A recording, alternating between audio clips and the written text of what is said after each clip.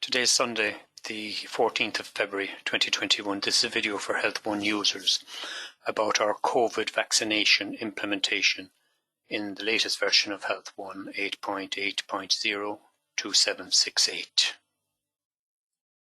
Here I have a patient file open and I've done a new transaction, a vaccine transaction. In the patient file we have a new icon here, which is the Insert COVID Vaccine item. Click on that and you'll be automatically given the 3 current vaccines, and you can click OK and put the one you want in, or you can enter the batch number of the vaccine here.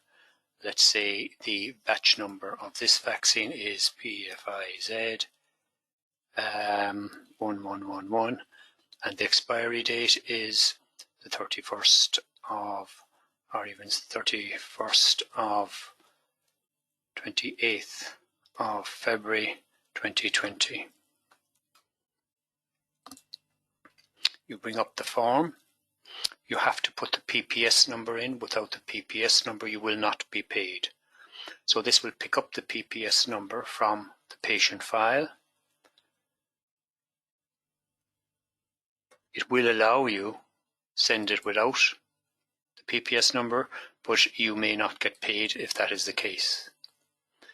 PAYE is the doctor who's going to be paid for this, and you pick the relevant doctor who's going to be paid, and once you pick the doctor, that doctor's MCM and GMS number will come up.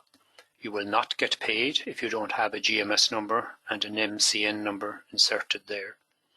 Your county will be picked automatically from the address if it's there, otherwise you just choose it and it will be saved back into the file.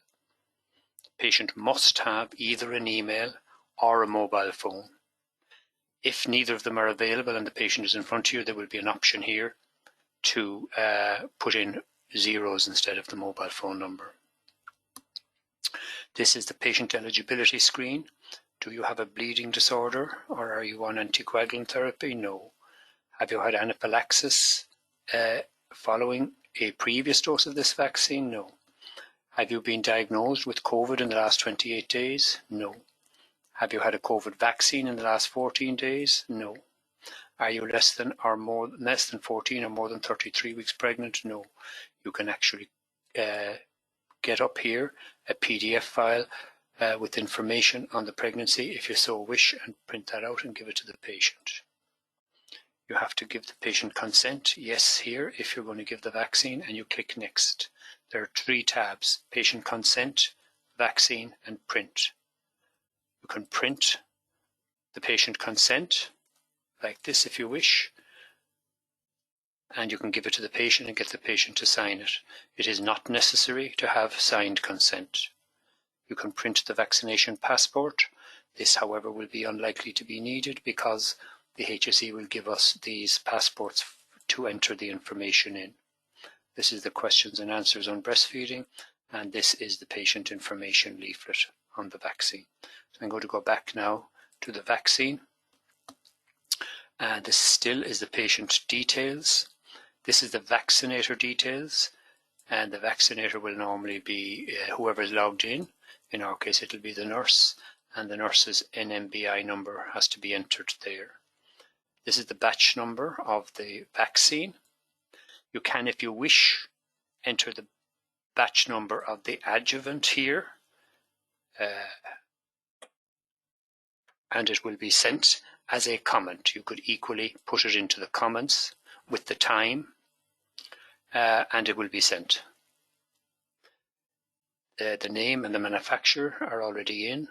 The injection site is the left arm, and you have to put in the injection number, first or the second, and this is the use by date or expiry date. And we can submit from here, or if we wish we can just save the form and not submit.